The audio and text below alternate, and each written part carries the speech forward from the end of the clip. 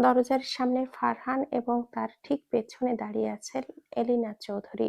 অনেকদিন পর নিজের জন্মদাত্রী মাকে চোখের সামনে দেখে আরভানের ভেতরে চাপা এক ভালো লাগা কাজ করলেও তার বাহিক্য প্রকাশ ঘটল না।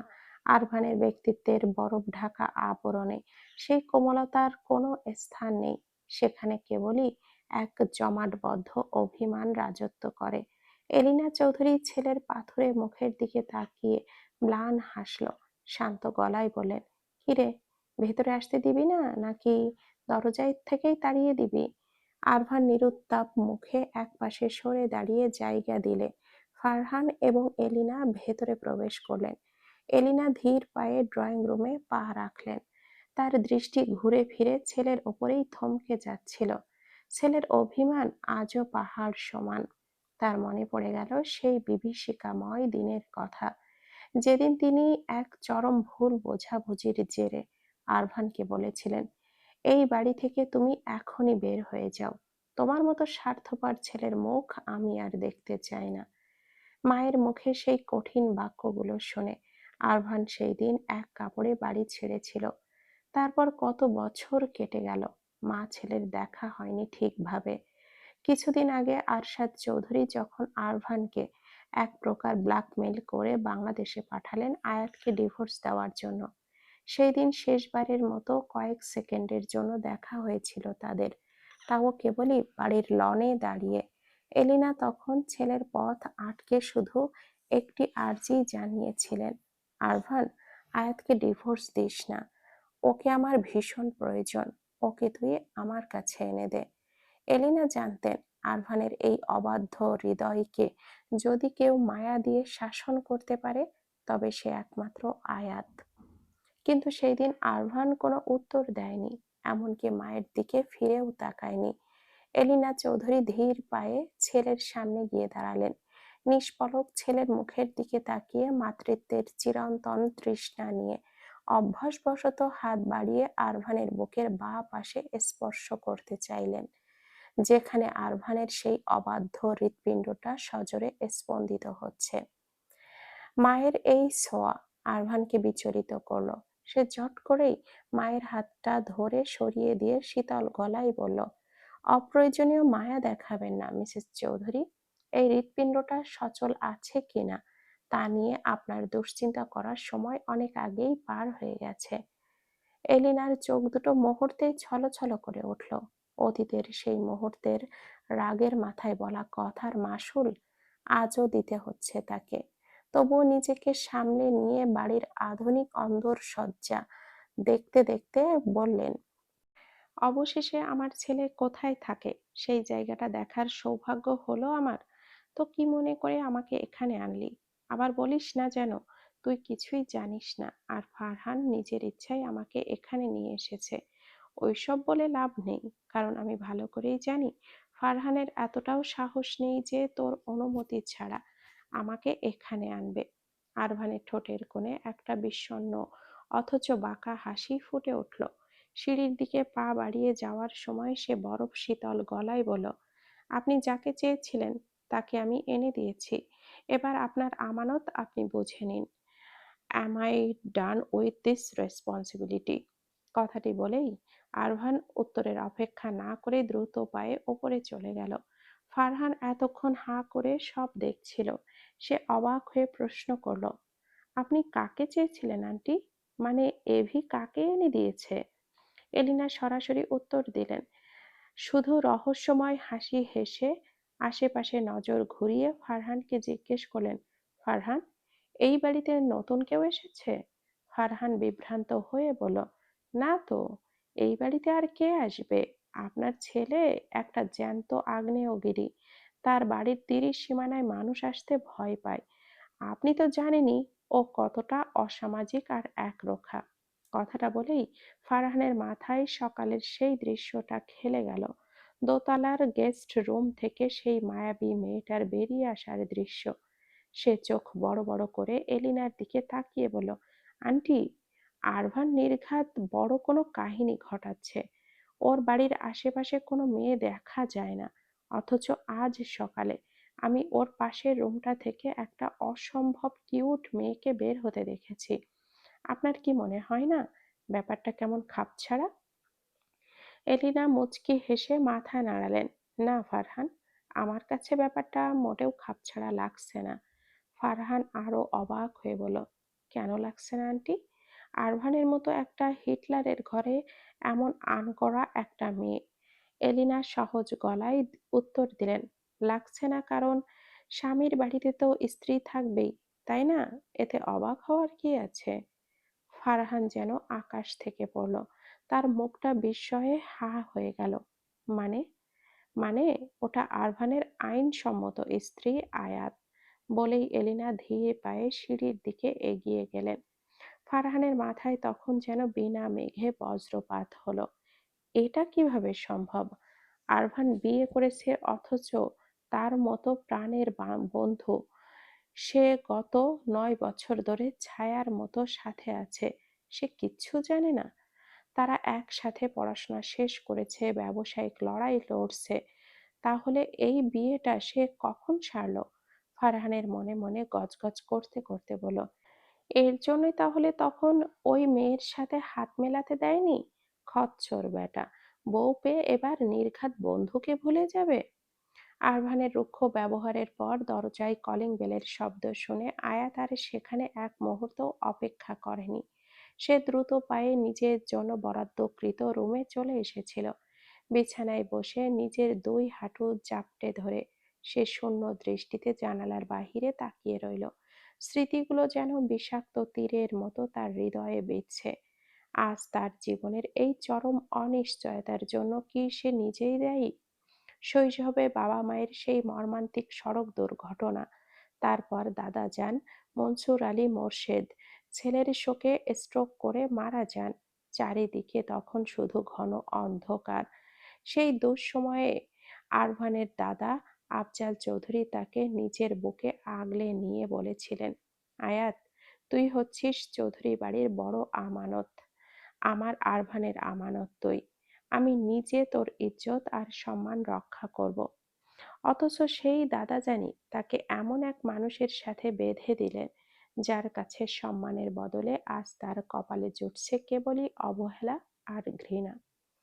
হঠাৎই দরজায় কড়া নাড়ার শব্দে আয়াতের চিন্তার সুতো ছিঁড়ে গেল। সে কৌতূহলে ভুরু কুঁচকাল। ভাবলো আবারও সেই বদ লোকটা হয়তো নতুন কোনো তিক্ত কথা শোনাতে এসেছে। এত অপমান করার পরও কি শান্তি হয়নি লোকটার? আয়াত নিজেকে শক্ত করলো, এবার সেও ছেড়ে কথা বলবে না। সে গম্ভীর গলায় বলল, আসুন। দরজা খুলে ভেতরে পা রাখলেন এলিনা চৌধুরী। আয়াত ওনাকে দেখে বিস্ময়ে চোখ বড় বড় করে ফেলল। কোনো মানুষের চেহারা এতটা মায়াবী আর উজ্জ্বল হতে পারে তা তার জানা ছিল না। গায়ের রং পুরোপুরি বিদেশিদের মতো শ্বেত শুভ্র, অথচ পরনে অত্যন্ত মার্জিত বাঙালি ঢঙের থ্রি পিস। একপাশে ওড়না ঝুলছে, কাঁধ সমান চুলগুলো মাঝখানে সিঁথি করে আঁচড়ানো। মনে হচ্ছে এই পোশাকটা যেন শুধুই ওনার জন্য, আভিজাত্যের জন্য তৈরি করা হয়েছে। এলিনা কাছে এসে স্নিগ্ধ গলায় প্রশ্ন করলেন, কেমন আছো আয়াত? আয়াতের বিস্ময় এবার চরমে উঠল। মানুষটা দেখতে পুরোপুরি অস্ট্রেলিয়ান নাগরিক হলেও তার মুখের বাংলা ভাষা একদম নিখুঁত, কোনো বিদেশি টোন নেই। আর এলিনা আবারও জিজ্ঞেস করলেন, আমি কি তোমার পাশে বসতে পারি? আয়াতের এবার হুঁশ ফিরল। কি লজ্জার ব্যাপার, একজন মানুষ তার রুমে এসে দাঁড়িয়ে আছে আর সে কিনা হা করে তার দিকে তাকিয়ে আছে। নিশ্চয়ই মানুষটা তাকে বেয়াদব ভাবছে। অত্যন্ত লজ্জার সাথে সে আমতা আমতা করে বলল, জি জি, আসুন। আমি আসলে একটু, আপনি, থাক থাক, এত অস্থির হতে হবে না তোমাকে। মাশাআল্লাহ, তুমি তো বড্ড মায়াবী। এলিনা আয়াতের পাশে বসে তার হাত দুটো নিজের হাতের মুঠোয় নিলেন। এবার বুঝলাম আমার ছেলে কেন বাংলাদেশ থেকে ফেরার পরে সারাক্ষণ আমার পিছু পিছু ঘুরতো আর বলতো, মম জানো, আমার সেই ছোট্ট বউটা না ডলের মতো সুন্দর, ওর হাসিটা একদম অ্যাডোরেবল। প্রথম প্রথম সহ্য করলেও সারাটা দিন একই কথা শুনে শুনে আমি প্রচন্ড বিরক্ত হয়ে যেতাম। কিন্তু আজ তোমাকে দেখে মনে হচ্ছে ও সেই দিন এতটুকুও বাড়িয়ে বলেনি। বলেই তিনি হেসে ফেললেন। আয়াত লজ্জায় আর বিস্ময়ে মাথা নিচু করে রইল। এলিনা আবারও বললেন, দেখেছ, আমি এখনো তোমাকে নিজের পরিচয়ই দেইনি। আমি আরভানের মা, এলিনা চৌধুরী। নামটা শুনেই আয়াত চট করেই তাকালো। তার মানে আরভান যার কথা বলছিল এই সেই নারী? আরভান তাকে এই মানুষটার সাথেই তুলনা করেছিল? আরভানের সেই বিষণ্ণ কণ্ঠস্বর মনে পড়ে গেল আয়াতের। যদিও এলিনাকে দেখে কোনোভাবেই এত বড় ছেলের মা বলে মনে হয় না, বয়স যেন তার ছোঁয়া এড়িয়ে গেছে। তবে আরভানের মুখাবয়বের সঙ্গে ওনার আশ্চর্য রকম মিল, চোখের দৃষ্টি, মুখের গড়ন, এমনকি সেই আত্মবিশ্বাসী উপস্থিতিটুকুও। আয়াতের তখন আর বুঝতে বাকি রইল না আরভান যে এত আকর্ষণীয় ও দৃষ্টিনন্দন আসলে কোথায় লুকিয়ে আছে। আয়াত কিছুটা অবাক হয়ে জিজ্ঞেস করলো, আপনি এত সুন্দর করে বাংলা বলতে পারেন কিভাবে? এলিনা মুচকি হেসে বলেন, বাঙালির বউ হলে বাংলা তো জানতেই হবে, তাই না? তবে সত্যিটা হলো, বিয়ের আগে আরশাদের সাথে পরিচয়ের পর থেকেই ভাষাটা ভালো লেগেছিল, তাই শিখেছিলাম। আয়াত ইতস্থ করে জিজ্ঞেস করলো, একটা প্রশ্ন করতে পারি আপনাকে? অবশ্যই করতে পারো। দাদাজান আপনাকে পছন্দ কেন করেননি? আর শুধু আরশাদ আঙ্কেল আপনাকে ভালোবেসে বিয়ে করেছিলেন বলে? এমনকি আপনার ছেলেও আপনার ব্যাপারে অদ্ভুত সব কথা বলে। এলিনার মুখে এক চিলতে ম্লান হাসি ফুটে উঠল। তোমার দাদাজান আমাকে এখনো অপছন্দ করেন বলে আমার অন্তত মনে হয় না। তবে সত্যি বলতে, আমার আর আমার ছেলের সম্পর্কে এই পরিণতির জন্য তুমি এবং তোমার পরিবার পরোক্ষভাবে হলেও কিছুটা দায়ী আছো আয়াত। আয়াত হকচকিয়ে গেল। তার চোখ মুখের ভঙ্গি মুহূর্তেই বদলে গিয়ে একরাশ বিস্ময়ে উপচে পড়ল। সে অস্পষ্ট স্বরে বলল, আমার পরিবার? কিন্তু আমাদের সাথে তো আপনাদের কোনো শত্রুতা ছিল না। তবে আমরা কেন আপনাদের সম্পর্কের মাঝখানে আসব? কিছু জিনিস সঠিক সময়ে জানাই ভালো আয়াত। তবে সত্যি বলছি, আমি ভাবিনি আরভান তোমাকে ডিভোর্স না দিয়ে এখানে নিয়ে আসবে। আমি ভেবেছিলাম ও জেদ করে সব শেষ করে দেবে। আয়াত নিচু স্বরে বলল, আপনিও আপনার ছেলের মতো বড্ড রহস্যময়। সত্যি তো এটা যে আপনার ছেলে আমাকে ডিভোর্স পেপার দিয়ে সই করতে বাধ্য করেছিল, কিন্তু শেষ মুহূর্তে দাদাজান সব ওলটপালট করে দিলেন। এলিনা মুচকি হেসে আয়াতের মাথায় হাত বুলিয়ে দিলেন। আরভান নিজেকে সবার সামনে যেমন দেখায়, ও আসলে তেমন নয় আয়াত। ওর তোমাকে ভীষণ প্রয়োজন। একবার ওকে বোঝার চেষ্টা করো। ওর শক্ত খোলসের আড়ালে লুকানো সেই ধ্বংস স্তূপটা খুঁজে দেখো। সেটা কতটা ভঙ্গুর। আর সেই ভাঙা মানুষটার একমাত্র নিরাপদ আশ্রয় হতে পারো শুধু তুমি আয়াত। আয়াত শুধু এলিনার মুখের দিকে অবাক হয়ে তাকিয়ে রইল। এই মা আর ছেলের সমীকরণটা সে কিছুতেই মেলাতে পারছে না। এলিনা আয়াতের চিবুক ছুঁয়ে ম্লান হেসে বলেন, তোমাকে দেখার পর নিজের কাছে আগলে রাখার ভীষণ ইচ্ছে হচ্ছে আয়াত। কিন্তু আরভান বোধহয় তার অনুমতি দেবে না। তবে মাঝে মাঝে ওকে না বলে লুকিয়ে আমার কাছে চলে আসবে।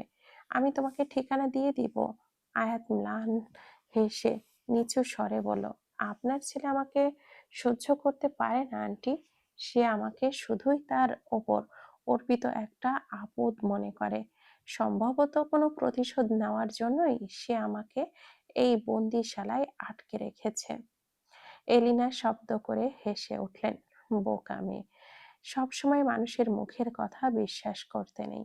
মাঝে মাঝে চোখের ভাষা পড়তে শেখো। দেখবে অনেক অজানা গোপন সত্যি সামনে চলে আসবে। আরভান কোনোদিন কাউকে নিজের জীবনের ন্যূনতম জায়গা দেয়নি, অথচ তোমার জন্য ও নিজের গড়া সব নিয়ম ভেঙেছে। এটাই কি বড় প্রমাণ নয়? আয়াতের হৃৎপিণ্ড যেন এক মুহূর্তের জন্য থমকে গেল। সে কিছু বলতে মুখ খুলবে ঠিক তখনই আরভান দরজায় এসে দাঁড়ালো। অত্যন্ত গম্ভীর ও শীতল গলায় সে বলল, আশা করি আপনার সময় কাটানো শেষ হয়েছে, মিস এলিনা চৌধুরী। আপনি এখন আসতে পারেন। নিজের ছেলের মুখে এমন আনুষ্ঠানিক সম্বোধন শুনে এলিনার মুখে কোনো দৃশ্যমান প্রতিক্রিয়া ফুটে উঠল না। বহু বছর ধরে এইসব অবহেলা সহ্য করতে করতে তিনি যেন অভ্যস্ত হয়ে গেছেন। তিনি শান্ত গলায় শুধু বললেন, তোর সাথে আমার জরুরি কিছু কথা আছে আরভান। বলুন। এখানে না, নিচে চল। আয়াত, আজ আসছি, আবার আসবো। তখন দুজন মিলে অনেক গল্প করব। এলিনা ঘর থেকে বেরিয়ে গেলেন। আরভান একবার আয়াতের বিভ্রান্ত চোখের দিকে তীক্ষ্ণ নজরে তাকিয়ে মায়ের পিছু পিছু নিচে নেমে এলো। আয়াত হতভম্ব হয়ে গেল। বুকের ভেতর অদ্ভুত এক অস্বস্তি জমে উঠল। মনে মনে ভাবল, লোকটা সত্যিই অদ্ভুত। না হলে কোনো ছেলে নিজের মায়ের নাম ধরে ডাকে? এমন অদ্ভুত সন্তান সে জীবনে দেখেনি। নিচে আসতেই আরভান নির্লিপ্ত মুখে বলল, কি বলতে চান জলদি বলুন, আমার হাতে সময় কম। এলিনা থমকে দাঁড়িয়ে ছেলের চোখের দিকে তাকালেন, ধীর চাপা কণ্ঠে বললেন, আমাকে কি একবারও মা বলে ডাকা যায় না আরভান? অন্তত যখন কেউ আশেপাশে নেই। এক মুহূর্ত নীরবতা, তারপর ঠোঁটের কোণে বিদ্রূপের হাসি টেনে আরভান বলল, আপনার স্মৃতিশক্তি কি খুবই দুর্বল হয়ে গেছে মিসেস চৌধুরী? আপনি নিজেই তো আমাকে সেই অধিকার থেকে বঞ্চিত করেছিলেন। আপনার মনে নেই? কথাটা ধারালো ছুরির মতো এলিনার বুকে বিঁধল। সেই মুহূর্তেই ভুল বোঝাবুঝির মাসুল যে এইভাবে দিতে হবে তা তিনি কল্পনাও করতে পারেননি। এলিনা কণ্ঠে আর্দ্রতা চেপে রেখে বলল, আমি ভুল ছিলাম আরভান। না জেনে না বুঝে সব করেছিলাম। আমি জানতাম না আরশাদ আড়ালে এতটা নিচু হতে পারে। ও তোর সাথে যা করেছে তা কোনো বাবার কল্পনাতেও আসা অসম্ভব। স্ত্রীর দায়িত্ব স্বামীকে বিশ্বাস করা, কিন্তু আমি অন্ধভাবে বিশ্বাস করতে গিয়ে আজ নিজের সন্তানকেই হারাতে বসেছি। আমাকে কি একটিবার ক্ষমা করা যায় না আরভান? আরভান চোয়াল শক্ত করে অবজ্ঞার সুরে বলল, এটা সত্য জানার পরেও আপনি এখানে সেই মানুষের সাথে একই ছাদের নিচে বসবাস করছেন? ধিক্কার জানাই আপনার, আপনার এই তথাকথিত মাতৃত্বকে। এলিনা ব্যথিত স্বরে ডাকলেন, আরভান, আপনি যদি এই সব বলতে চান তাহলে শুনে রাখুন, আপনার এই অপ্রাসঙ্গিক এবং অর্থহীন মায়া কান্না শোনার ধৈর্য আমার নেই। আরভানের কণ্ঠস্বর বরফ শীতল। এলিনার চোখ ছলছল করে উঠল। মুহূর্তের জন্য তিনি মুখ ফিরিয়ে নিলেন, নিজেকে সামলাতে। পরক্ষণে ধরা গলায় বললেন, তুই বলেছিলি আয়াতকে তুই আমার জন্য এনেছিস। যদি তাই হয় তবে আয়াতকে আমাকে দিয়ে দে। আরভানের চোয়াল শক্ত হয়ে উঠল। আয়াতকে দিয়ে আপনার কি কাজ? এলিনা ম্লান হেসে বললেন, ওকে আমি আগলে রাখবো। তুই তো নিজেকে একা করে দিয়ে নিঃসঙ্গতার মাঝে ধুকে ধুকে মরতে চাস। আয়াতকে অন্তত আমার কাছে থাকতে দে। তাছাড়া তোর তো বাঁচার কোনো মোহও নেই। নিজের শরীরটার ওপর যে অত্যাচার শুরু করেছিস, তাতে এই নিষ্পাপ মেয়েটাকে তোর আশেপাশে রাখা মানে ওকে এক অনিশ্চিত কষ্টের মুখে ঠেলে দেওয়া। কিছুক্ষণ আগে বলেছিস আয়াতকে এই দেশে আনা তোর কেবলই একটা রেসপন্সিবিলিটি মাত্র। সেই দায়িত্ব তো শেষ, তাই আমি ওকে সাথে নিয়ে যাব। তুই তোর এই বিষাক্ত একাকিত্ব নিয়েই সুখে থাক। মায়ের মুখে নিজের রুড বাস্তবতার এমন নির্মোহ বিশ্লেষণ শুনে আরভানের চোয়াল শক্ত হয়ে এলো।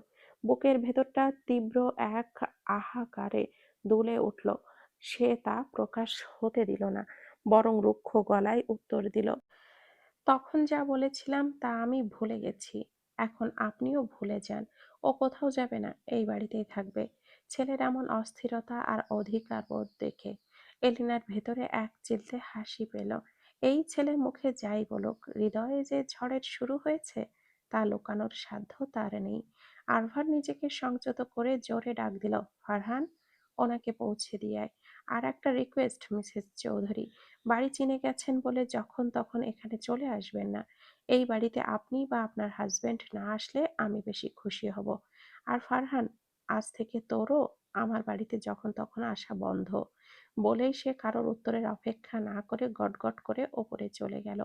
ফারহান এবং এলিনা দুজনেই নির্বাক হয়ে দাঁড়িয়ে রইলেন। এলিনার চোখ ছলছল করে উঠল। ছেলের যাওয়ার পথের দিকে তাকিয়ে তিনি দীর্ঘশ্বাস ফেললেন। নিজের জেদ আর পরিস্থিতির কারণে ছেলেটা তার নিজের থেকে যোজন যোজন দূরে সরে গেছে। সে চাইলেও এখন আর এই দূরত্ব মেটা সম্ভব নয়। কারণ এই দূরত্ব মেটানোর সময় হয়তো অনেক আগেই শেষ হয়ে গেছে। ক্ষুধায় আয়াতের পেটে তখন রীতিমতো যুদ্ধ চলছে। দীর্ঘক্ষণ না খেয়ে থাকার ক্লান্তি আর মানসিক অস্থিরতা তাকে শারীরিকভাবে দুর্বল করে ফেলেছে।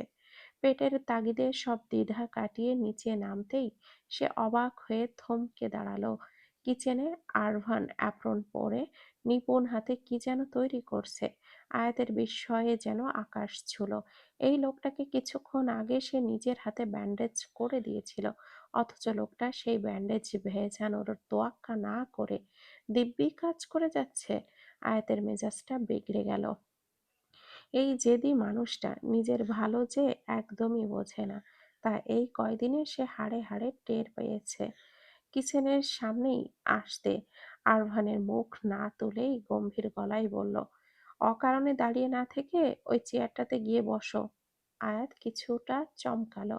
লোকটার কি পেছনেও চোখ আছে? সে নড়ল না, বরং সেখানেই অনড় হয়ে দাঁড়িয়ে রইল। আরভান এবার হাতের কাজ থামিয়ে আয়াতের একদম মুখোমুখি এসে দাঁড়ালো। তীক্ষ্ণ চোখে তাকে মেপে দিয়ে বলল, এভাবে অবাক হয়ে দেখার কিছুই নেই। আজ প্রথম এবং শেষবারের মতো আমি রান্না করছি। কাল থেকে এই দায়িত্ব পুরোটাই তোমার। আয়াত তড়পিয়ে উঠে বলল, আজকেও আপনাকে আমার জন্য কষ্ট করতে হবে না। আমি নিজের খাবার নিজেই বানিয়ে নিতে পারবো।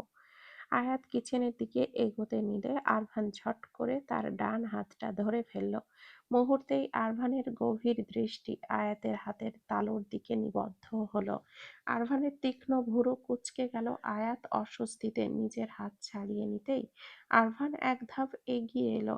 আরভানকে নিজের দিকে ওইভাবে তাকিয়ে এগিয়ে আসতে দেখে আয়াত হড়বড়িয়ে পিছু হটতে হটতে ডাইনিং এর চেয়ারে ধপ করে বসে পড়ল। আরভান কোনো কথা না বলে গিয়ে তার সামনে একটা প্লেট রাখলো। আয়াত প্লেটের দিকে তাকিয়েই নাক কুঁচকে বলল, এইসব কি ঘাস পাতা? আমি এসব খাই না। আমাকে আমার মতো খাবার বানাতে দিন। আরভান নির্বিকার চিত্তে বলল, আজ তোমাকে এটাই খেতে হবে। চুপচাপ খাওয়া শুরু করো আয়াত, কোনো কথা নয়। আয়াত বুঝল নিশ্চয়ই কফিতে অতিরিক্ত পাউডার দেওয়ার প্রতিশোধে এই অখাদ্য খাইয়ে নিতে চাইছে লোকটা। তীব্র ক্ষুধায় কোনো উপায় না পেয়ে সে রাগে ফুঁসতে ফুঁসতে খাবারগুলো মুখে দিল। মুখ কুঁচকে কোনো মতে খাবার গিলে সে দ্রুত প্লেটগুলো হাতে নিতেই আরভান বাধা দিল। বলেছি না, আজ রিল্যাক্সে থাকো। কাল থেকে তো সব তোমাকেই করতে হবে। আয়াতের রাগ এবার চরমে পৌঁছালো। সে প্লেটটা ছেড়ে জেদি গলায় বলল, কাল থেকে যদি সব কিছু করতে পারি, তবে এখনো পারবো। হাতটা সরান আপনি। আরভানও নাছোড়বান্দা, সে ছাড়ল না। শুরু হলো দুজনের প্লেট নিয়ে টানাটানি। এক পর্যায়ে আয়াত আকস্মিক ভারসাম্য হারিয়ে আরভানের শক্ত বুকের ওপরেই গিয়ে পড়ল। মুহূর্তের জন্য দুজনের তপ্ত নিঃশ্বাস এক হয়ে গেল। আয়াত ছিটকে সরে আসতে চাইলেও আরভান তা হতে দিল না। সে দুই হাত দিয়ে আয়াতকে ডাইনিং টেবিলের সাথে চেপে ধরল, একদম আয়াতের চোখের খুব কাছাকাছি মুখ নিয়ে এসে বলল, তোমাকে না বলেছিলাম আমার থেকে দূরে থাকতে? আয়াত ছটফট করে বলল, দূরে থাকতে বলে তো নিজেই বারবার গায়ের ওপরে এসে পড়ছেন। ছাড়ুন আমাকে। আরভান কোনো কথার উত্তর দিল না। সে মুখটা আয়াতের মুখের দিকে নিয়ে কাছে নিয়ে আসলো। টেবিলের সাথে আয়াতের পিঠ ঠেকে আছে। পালানোর কোনো পথ নেই। আয়াত দুই হাত দিয়ে আরভানের ইস্পাত কঠিন বুক ঠেলে সরানোর চেষ্টা করলো, কিন্তু সেই বৃথা চেষ্টা। আরভান চোখটা বন্ধ করে আয়াতের গলার কাছে মুখ নামিয়ে নিল। আয়াতের সারা শরীর জুড়ে এক অদ্ভুত বৈদ্যুতিক শিহরণ খেলে গেল। হঠাৎই আরভানের কথায় আয়াত স্তব্ধ হয়ে গেল। আরভান ফিসফিস করে বলল, এটা কোনো পারফিউম আয়াত? ঘ্রাণটা বড্ড মাদকতায় আর আমার সব চিন্তা এলোমেলো করে দিচ্ছে। আয়াত তোতলামি করে বলল, আমি কোনো পারফিউম ব্যবহার করি না। সরুন আপনি। সিরিয়াসলি? তার মানে তুমি নিজেই আস্ত একটা পারফিউম? তাহলে তো এখন থেকে বাইরে যাওয়ার আগে পারফিউমের দরকার নেই। শুধু তোমার গায়ের সাথে একটু ঘষা দিলেই হয়ে যাবে। কথাই কথাটা বলেই আরভান আচমকা আয়াতের গালে নিজের রুক্ষ হাতটা গলায় চিপে ধরল। কথাটা বলেই আরভান আচমকা আয়াতের গালে নিজের রুক্ষ গালটা আলতো করে ঘষে দিয়ে সোজা হয়ে দাঁড়ালো। এরপর কোনো কথা না বলে গটগট করে নিজের ঘরের দিকে চলে গেল। আয়াত সেখানেই পাথরের মতো স্থির হয়ে রইল, দাঁড়িয়েই আছে। হঠাৎই পুরুষালী দাড়ি আর নির্লিপ্ত তপ্ত শ্বাসের অনুভূতি যেন সৃষ্টি করছে হৃদয়ে। হৃৎপিণ্ডটা বুকের খাঁচায় পাগলের মতো আছাড় খাচ্ছে। এই লোকটার আচরণ কেন দিন দিন এত অবাধ্য আর রহস্যময় হয়ে উঠছে? আয়াত মনে মনে নিজেকে কঠোরভাবে শাসন করল। না, এই লোকটার মায়াবী জালে জড়ানো যাবে না।